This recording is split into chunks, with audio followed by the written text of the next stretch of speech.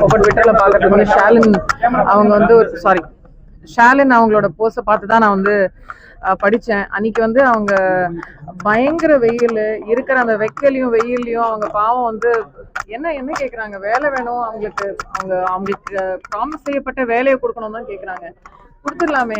நிறைய பேர் அங்கே வந்து பெண்கள் வந்து single parents, they are only ஃபேமிலிக்கு அவங்க தான் ஒன்லி சோல் பிரெட் வினர் அப்படிங்கிற போது இதெல்லாம் வந்து எனக்கு ரொம்ப I felt very bad. So என்னால் அன்னைக்கு கொடுக்க முடிஞ்சது. ஷாலின் ஆஸ்க் ஃபார் வாட்டர் கொஞ்சம் பிஸ்கெட் பேக்கெட் முடிஞ்சா எடுத்துட்டு வாங்கன்னு.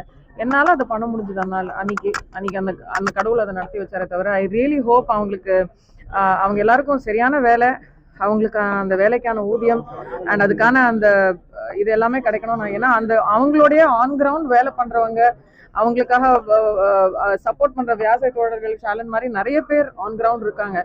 நம்மள மாதிரி கொஞ்சம் if you are able to amplify there voices, அவங்களோட எஃபர்ட், அவங்களோட சப்போர்ட், அவங்களோட ஆன் கிரவுண்ட் ஒர்க்கோட அந்த இம்பார்ட்டன்ஸை வெளியில எடுக்காம நம்ம எல்லாரும் அவங்களுக்கு சப்போர்ட் பண்ணணுங்கிறதா என்னோட தாழ்மையான கருத்து. தேசிய விருதுல அதிருப்தி இருப்பதா வைரமுத்து அவர்கள் வந்து தெரிவிச்சிருக்காங்க. குறிப்பா அயோத்தி, ஆடு ஜீவிதம் போன்ற படம்லாம் வந்துட்டு தேசிய விருதுல இடம்பெறல அப்படின்னு சொல்லி. எனக்கு வைரமுத்து பத்தி என்ன கேட்டுதான் ஆகணுமா? உங்களுக்கு உலகத்துல வேற யாருமே இல்லையா? வைரமுத்துவை தான் கேட்கணுமா?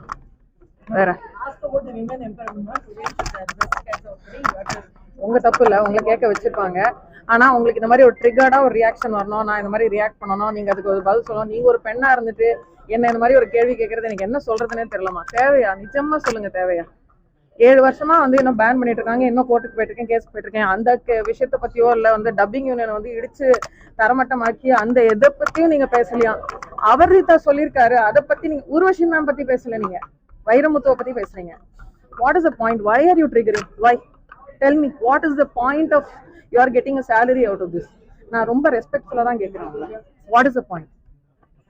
இதை வந்து ஒரு பிரேக்கிங் நியூஸ் அப்படின்னு அதுக்கு ஒரு ட்ரிகர் ஒன்று போட்டு அதுக்கு ஒரு ஹெட்லைன் போட்டு சீரினார் சின்மை, சிறுகடித்தார் சின்மை, சாவடிச்சார் சின்மைன்னு ஒன்று போடுறீங்க. சாணக்க சாணா, சீனாக்கு சீனா. முடிஞ்சிச்சா?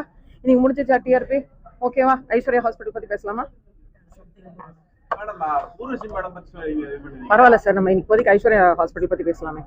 ரொம்ப முக்கியமான ஒரு விஷயம். இன்னைக்கு வந்து ஐஸ்வர்யா பிரெஸ்ட் சென்டர் இன்னைக்கு ஓபன் பண்ணியிருக்காங்க.